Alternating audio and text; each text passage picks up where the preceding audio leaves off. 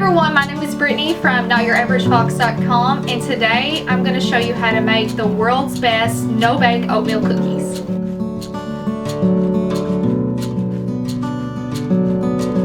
So a little background info on these cookies. This is actually a family recipe. My Papa David is the one who usually makes these cookies. He's been making them for years and years and years.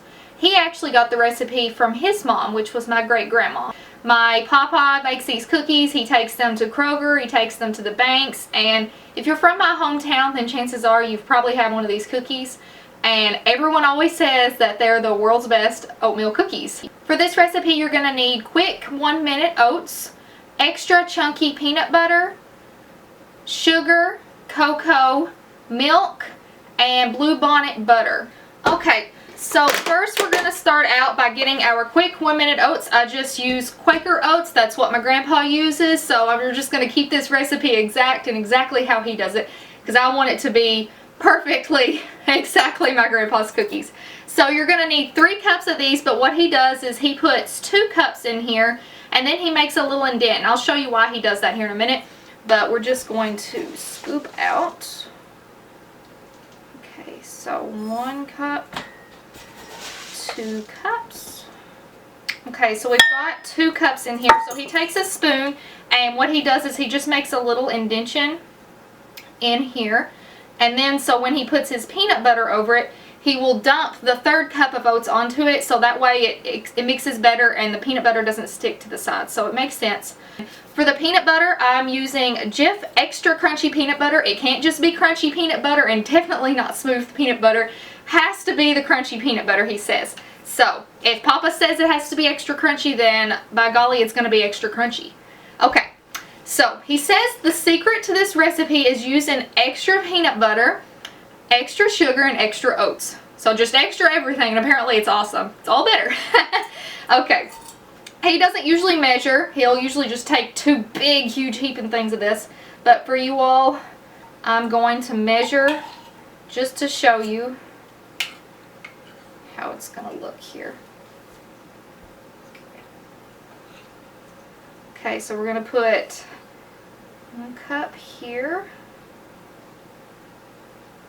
Now that we've got 2 cups of oats and then our 2 cups of peanut butter in here, I'm going to go ahead and add the rest of the oats.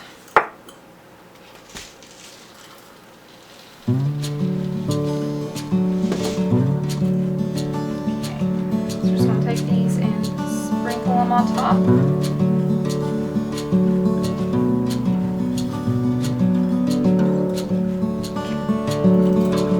Okay, I've set the oats and the extra chunky peanut butter to the side, and now we're going to move on to the sugar. I've got my 2 cups of sugar already prepared in here, so what I'm going to do is I'm going to add about 1/4 of a cup of this Hershey's cocoa powder to it, and I'm just going to mix that in with the sugar.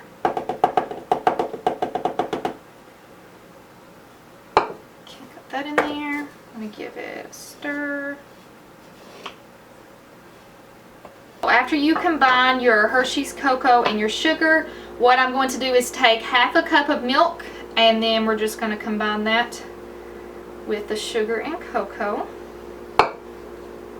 And now we're going to move this over to the stove in the saucepan, and I'm going to add 1 stick of Blue Bonnet butter. Okay, so you're going to put this on high heat on the stove. And we're going to add our butter.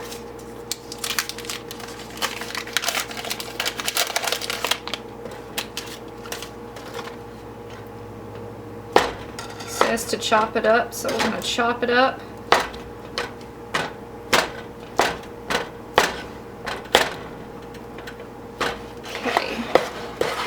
We're just going to continue stirring. You stir pretty much the whole time, and once it starts to boil, that's when you're going to start your timer for 1 minute.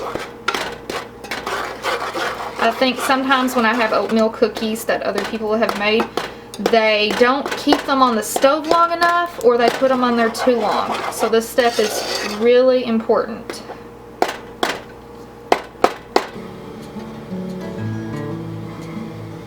Alright, so now it's boiling, so I'm going to go ahead and start my timer for 1 minute.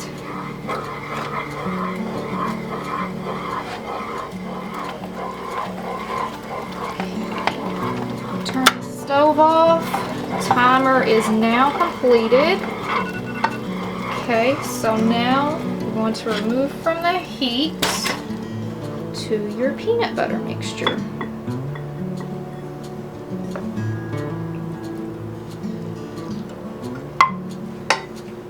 You're gonna stir, stir, stir. Probably should have used a bigger bowl for this, but it'll be all right.